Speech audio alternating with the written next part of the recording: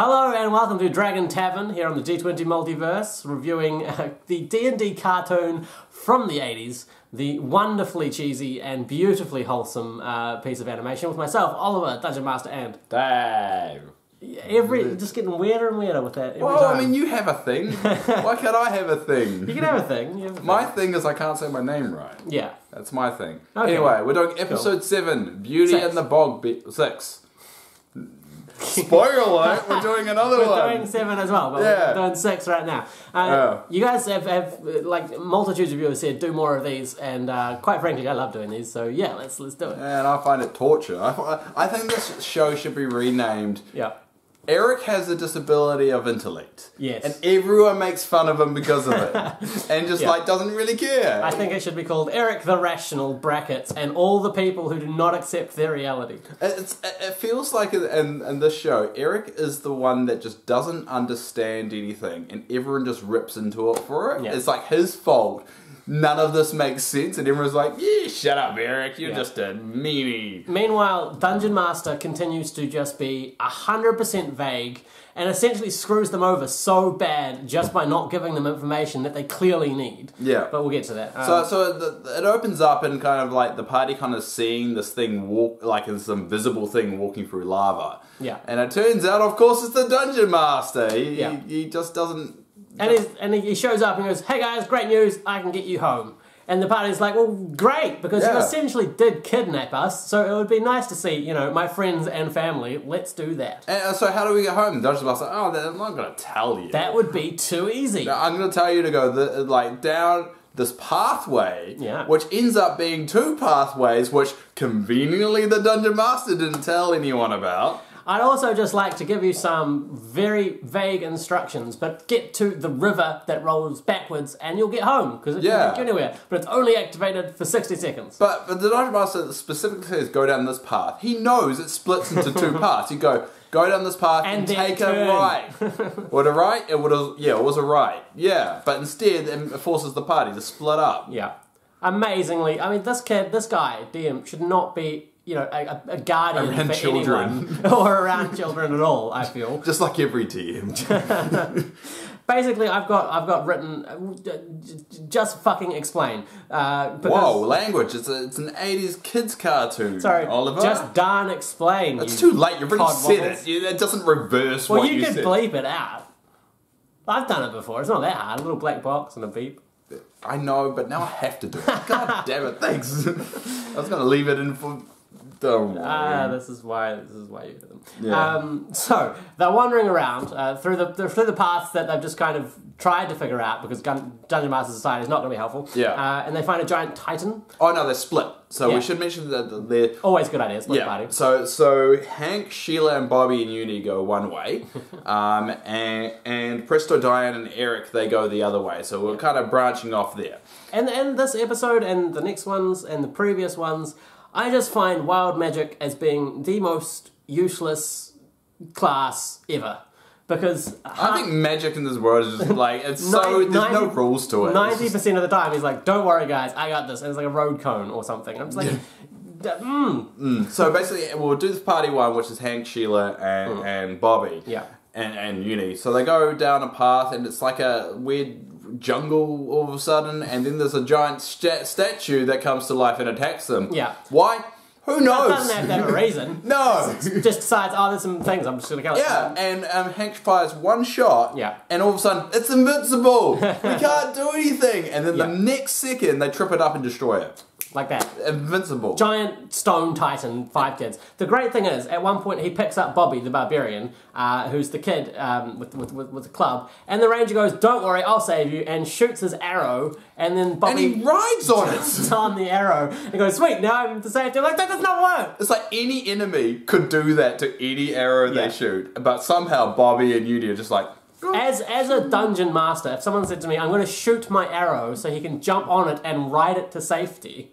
Yeah, bro. Nat 20! I think this is a nat 20 kind of like moment. 3 nat 20s I think in a it was row. the most ridiculous idea and just a nat 20 somehow, but this is not, yeah. So they destroy the walking statue by like kind of going all Jedi, like Empire Strikes Back, entangling its legs, it falls down. Yeah. And then they get on it and see a desert. So obviously that's going to exactly to the river that they want to go.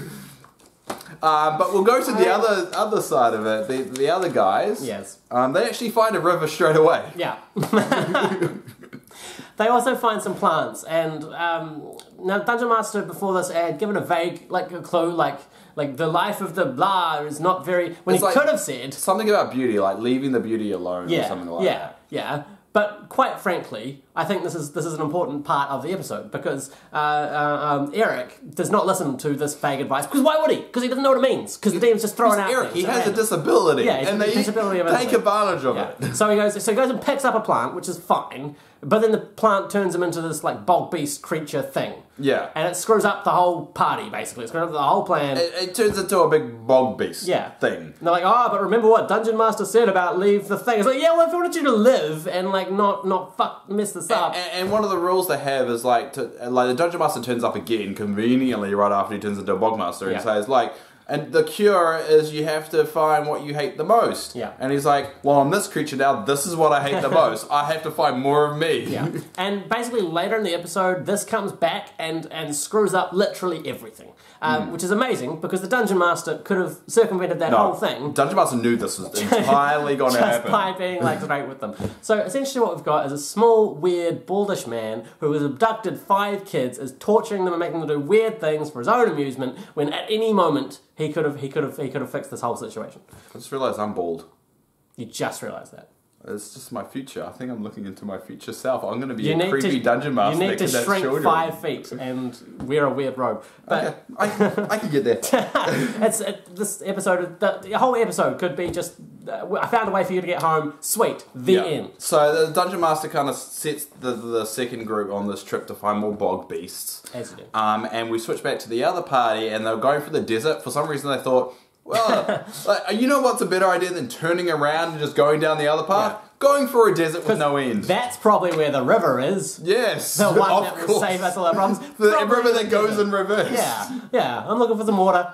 Straight to the desert. Straight to the desert, and then all of a sudden there's like a hole that pops up in the middle of the desert as it does, and it kind of sucks them down. And guess what? They find more bog beasts. A whole town of bog beasts, which I think is just a little convenient for this. And why is the flower? At what point did someone enchant a flower to turn whoever picks it up into a bog beast? One question. 2, if that's some kind of natural defense, that is the weirdest natural defense of a plant I've ever heard in my life. I think the person who did this is called the Dungeon Master. He's a sick man. He's abducting these people. And the voices of the bog beasts, they're basically just a mix. If you got Jar Jar Binks and mixed it with Kermit the Frog, you'll get the voice of if you took Jar Jar Binks, Kermit the Frog, merged them together, and then hit them repeatedly with a stick until they lowered their IQ to 20, that's what they sound like. Well, Kermit the Frog and Jar Jar is not exactly bright. I mean, you must think those two characters are very intelligent. No, I just think the bog beasts were a lot further down. Did you see Jar Jar put his tongue in a pod racer? I mean, he wasn't the brightest. Okay, so he's not winning any Nobel Prize soon, but I still feel like these bog beasts... They need to be stupider than Jar Jar Binks. Just a little bit. But anyway, the bog beasts are essentially afraid of this ogreish dude called Caramon. Which is, by the way, just a Digimon, just in case you're wondering. Caramon is that little purple one. But yeah, sure, fine.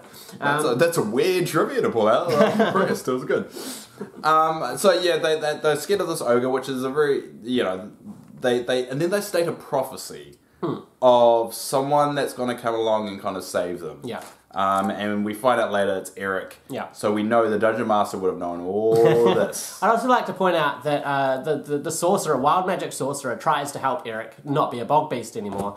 And he summons a potion out of his hat. Now, so far, we've seen this hat throw complete random bollocks time and time again. And Eric goes, sweet, and just drinks the potion. And I'm like, don't See, this is why you got kidnapped. No, that's what I'm saying. The party's taking advantage of Eric being an idiot. Yeah. They just mess with him. This is why you got kidnapped. Just drinking random potions that people hand you. And the weird thing is, the effect of the potion is to give him a wig. He drinks the potion, then he's got a curly wig. Well, it did change him, I guess. Yeah, I know, but why?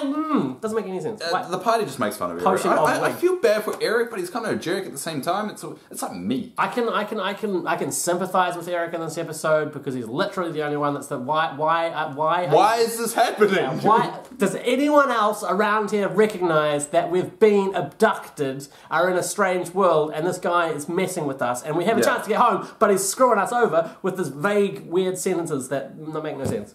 He's the only one that does it. Yeah. Everyone else is like, oh sweet, let's just hang out. But speaking of Eric, we'll go back to the Eric party, we'll call them, and they meet the snake dragon in a lake. No explanation why. No, it doesn't have to be. Just a snake dragon, and then they get sucked into the water. No whirlpool, just sucked into the water, and then they come upon the Bogbeast village. I honestly feel like the Dungeon Master of this campaign is so high out of his mind on everything. He's just kind of going, and then you fall into a thing. And they're like, well, why? Because Hollywood in the 80s, mate. The sand was made of and those dragon eyelashes. I noticed the series is made by Marvel too. Yeah. So Marvel was on a lot of stuff back in the 80s. Out of their minds. If you looked at some of their comics back in the 80s. I think that's the product. I also think DM is a dungeon master that does no prep before a session, but he wants to make himself sound wise, so he says things like, but remember the sun will be a circle. And then when the party, later, the intelligent ones go, well, maybe he meant this. He just goes, yep, that's exactly what I meant. Oh, there's also 4 suns, we find out. Yes, which, again, from an astrophysical, standpoint, that's not going to have an elliptical orbit that is stable, just by the way. I like it, you're just like, this guy's so buzzed out, making things up, and then you're super critical on I want the astrophysics to line up in a cartoon from the 80s about Dungeons and Dragons. It's like, you're like, nothing makes sense, but this should. This is the one thing that if you accept the fact that they've been through a dimensional whirlpool in a fairground ride, that's fine. I'm cool with that. But you cannot orbit evenly around 4 massive... Anyway, let's get back on track. So the party gets back together. They're at the tribe. Eric is prayed as the chosen one because he's a Bogbeast, and he's other Bogbeasts, and he's got a shield, and they're like, he's the warrior going to save them all. Yeah. Then they decide to go fight the ogre, because they spy on the ogre, notice they're making weapons, and the ogre's going to use the weapons against the Bogbeast, and we find all these dwarf slaves, which seems to be a trend in this world of having dwarfs as slaves. Because they come back in the next episode again. No, they're gnomes in the next episode. No, was there a lot of slavery going on with small spoiler alert! But no, last episode, it was like dwarf slaves as well. Yeah, I think they're making... I mean, this is the 80s. Dwarves were slaves in the 80s? Yeah, all the dwarves were slaves. Do you remember that? We shouldn't make a slave joke. No, I feel like we can go down a really ugly path here. We have too much privilege. Yeah, check your privilege. Anyway, essentially they're trying to figure out how to stop this whole war machine thing. And then the wild magic dude goes, well, don't worry, I'll pull out my hat of complete crap, and pulls out a frisbee. And he's like, that's not very helpful, and throws it away. And the frisbee just goes immediately into the machine and breaks it, and he goes, sweet, done, solved. And all of a sudden Eric becomes a superhero as well, because one second he's like in front of someone deflecting the ogre's thing. Then the next frame, he's in front of the big army of Bogbeasts, like pushing them towards it. He's just everywhere. To be fair, this is a world where you can walk from a desert to a jungle to a fucking story thing. In a heartbeat. Yeah. Anyway, they essentially... all this is taking underneath a desert. Yeah. Yeah. This is all subterranean. So it turns out the ogre was a Bogbeast as well. There's not real any explanation behind... No, he's got a necklace, and they go, don't worry, we stole it. And then I feel he took this kind of 8-year-old move where he's like, but that wasn't the real one, this is the real one. I just felt that it's like, oh no, I've got a shield, it didn't hit me. And it doesn't really delay that at all. No. It's a little extra inconvenience, and they just fix it. They steal it again. And then... So Presto throws the frisbee, breaks the dam. Yeah. The dam works again. We never find out what happened to the dwarf slaves, by the way. They just apparently are free now. They're just running away. How did they get under a desert in the first place? And there's no punishment for the bog guy. No. They kind of just changed him back into a Bogbeast. And then they're just like, yeah. And then they're like, all right, we've got to get in the river. For some reason, they think they've only got 30 seconds. I don't know where that came from. They're like, we've only got 30 seconds. And they get on the river that goes up now because the river's kind of going up. Yeah. They all get on. Eric's still a Bogbeast this time, keep in mind. They get on a log and they go up the river and they turn up in the real world again. They're back. But Eric's still a Bogbeast. And he goes, but I thought I was supposed to change back. Because the amulet, they still had it because they thought the amulet was the one that was going to change them back. So then Eric goes, well, I can't live here as a Bogbeast, I'm going back. And the rest of the party goes, alright. Despite the fact he's been a complete dick to them, they're like, let's forsake the only possible chance of us getting back to our real world and follow Eric. So Eric kind of goes back first, and then he joins the Bogbeast and like, we'll be your friends. He's like, I'm lonely. And then he turns back into Eric, and Dungeon Master shows up and says, you see, the thing you hated was the thing that saved you. And he's like, well, you didn't really save me at all. I'm still he here. hates the world. Yeah. And that's the thing. Yeah. Dungeon Master knew that he was the prophesized Bogbeast dude. No, Dungeon Master is watching the walls melting as small demons in his mind dance around the living room while he's out of his mind on whatever they were taking in the 80s. And then some strange voice rattling off in the distance says, was this the thing that I hated? And he just went, yep, that's what I meant. I think you give him I think he's an evil genius. I don't think he's just buzzed out. I think he's planning this all while just to keep these kids in this damn world for his own sick games. Yes, I think he's kind of like Jigsaw from the Jigsaw movies. You want to play a game? Yeah, exactly. He's just on, like, when he's not on screen, he's just on a little bicycle. Yeah, he's just got these small computer monitors and he's just going, yes, walk through the desert. And just conveniently pops up and disappears every time, like, the party needs something. Yeah. And he just wants to push them in the right direction. Just, the DM's a dick. Yeah. So basically, they have their chance. They have their chance, but because of the DM's vagueness about when he could have just said, don't pick up the flower, you'll be fine. Instead he's like, the beauty thing must be blah. And to finish the episode, they all laugh at Eric because that's what you do. Yeah. That's what you do. You just make fun of the guy that is actually reasonable and says we shouldn't be doing this. And plus, you know, he left. He didn't say you guys should come with me and protect me and be in this world. He was like, you guys go into your lives, whatever, I'll go back, I'll sacrifice my life so you guys can be free. Yeah. And they still make fun of him. And right at the end they go, don't worry Eric, there'll be another chance, right DM? And they turn and the DM's gone. And they're just like, And they're just like, probably. Yeah, like he's gone, but there must be, kind of way. There always is. And not one of them this whole time, other than Eric, have talked about the real world. They're just like, yeah, sweet, we're here now. Eric's the only one that wants to go back. Yeah. And it's like, when they get back, because that's why the other guys go back. They're just like, Eric's the only one that wants to do this. Yeah. Let's go back. Yeah. Oh, man. I feel like... And plus, Uni got to the real world too. Yeah. You could have had a magical unicorn in the real world. Oh. Yeah, so basically the whole debacle of this part of the adventure all boils down to the DM being vague, and they had the chance and they screwed it up, and... This is exhausting. It is. It's just, it's weird, it's kooky, it's supposed to be what it is. The saddest thing is the more I watch it, the more I kind of enjoy it. I want to know what happens, and I hate myself for that. What happens is, like, I can predict the next episode. They nearly get home. They nearly get home, and the Dungeon Master goes, yoink, or something convenient happens that they can't get home. Entirely within DM's control. While Eric goes, is no one else seeing the problem here? That we've been taken from our home, and some weird guy has met anyone. I can imagine an older version nowadays of Eric just sitting in front of the TV of all the stupid stuff happening on TV, and him be like, why is no one doing anything? Is there anyone of logical reasoning within a 400-yard radius? And everyone's like, oh, shut up, Eric. Yeah. It's like, Anyway, that's it. Thanks for watching our review of episode 6. If you want to see it, it's on YouTube. Yeah, it is. As always, I will put the link down below of the YouTube. But I warn you. Link.